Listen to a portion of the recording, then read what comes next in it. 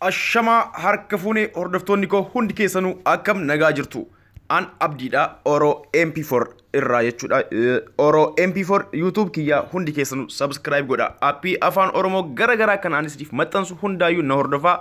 Akkasuma akkuma kalee waadaa galetti appii message WhatsAppiin, Imoon, Messengeraan, Instagram wantoota garaatiin Viberaan yoo sagalees ta'e tekstiin isiniif ergame sagalee san dhaggeeffatanii nama san biratti garuu akka isin hin dhaggeeffatanii kan mul'isu jechuudha.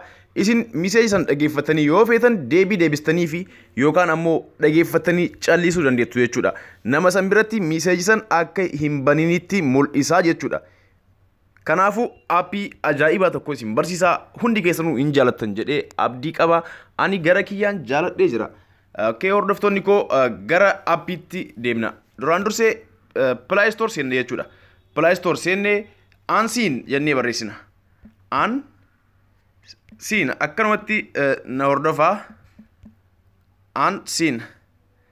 Okay. Kunoo akkanatti barreeffame jechuudha. Unseen kama gubbaa jiru kana jechuudha. No last seen kan jedhu kana. Unseen no last seen. Isa Unseen jedhu kunoo appichi isa kana jechuudha. Install gootan. Appiin kun ani natti tolee jira. Maaliif namni tokko WhatsAppiinis ta'e Messengeraan sagalee isiniif erga. Isin ammoo nama saniif deebisuu hin barbaaddan fa'aa ta'a. Garuu waan isiniif ergisan laaluu barbaaddan. Appii kanaan seentanii laaltan. Nama san biratti hoo akka isin message san inumaa hin laalinitti kan mul'isu jechuudha. Kunoo install ta'ee jira. Amma open goonee seenna. Open.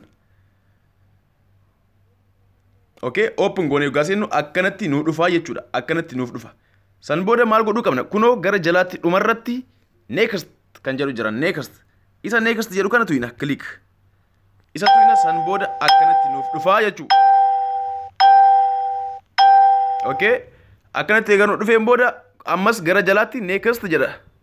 Next gootan ammallee isuma tuyitan. San booda kunoo akkanatti nuuf dhufaa. Kunoo laalaa Messenger, WhatsApp, Viber, Telegram hundinuu jira jechuudha. Instagram, Line, Imo, VK, KakaoTalk kana hundaanuu messaging yoo isiniif barraa'e isin laaltanii callisuu dandeettan. Laaltanii yoo namni sun isinitti hin tolin yookaan ammoo message kiyya laaltee callistee akka isin hin jenneef asiin laaltanii isa biratti garuu akka isin ilaalinitti mul'ata jechuudha. Akkanatti hoggaa isiniif dhufu kunoo next kan jedhu isa gara jalaa jiru kana jechuudha. Isa ammallee tuyina yeroo takka tuyina. Next goone kunoo san booda akkanatti nuu dhufa. Kunoo gara jalaatti amma jalarratti kan jiru kana isuma tuyina. Gara jalaa kan jiru kana isuma yeroo takka tuyina. Kunoo laalaa tuqne san booda kunoo akkanatti hoggaa nuu dhufee Unseen kan jedhu soine jechuudha. Unseen kunoo amma ana bira dhumarra jirti.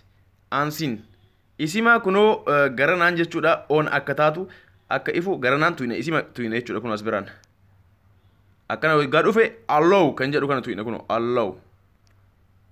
Kunoo akkana erga gootaniin booda amma gara duubaa deebitan jechuudha.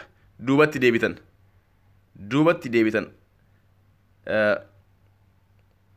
Kunoo amma message ani kanaan dura waan ittiin fayyadameef messaging namni naaf erge asirra jira jechuudha.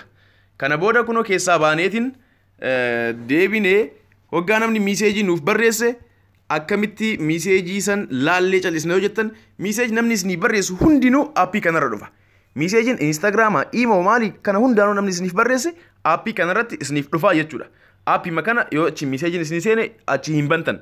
Namni sun achi yoo isin bantan akka isin seentanii message isaa san laaltan waan arguuf appii kana tuyxan jechuudha. Appii kana hoggaa tuyxan kunoo as keessa laaltan jechuudha.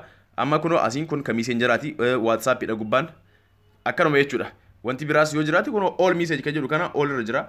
Akkasuma immoo Messenger yoo barbaaddan Messenger kan jedhu kunoo isaasii kana Messengeraa barbaaddan Messenger kan jedhu jidduu kan jiru isa tuyxan.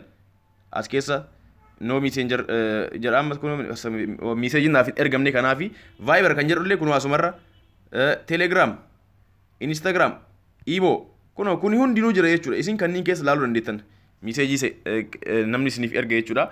All yoo ta'e ammoo all kan jedhu kanarra kunoo all hundaayyuu jechuudha walirratti.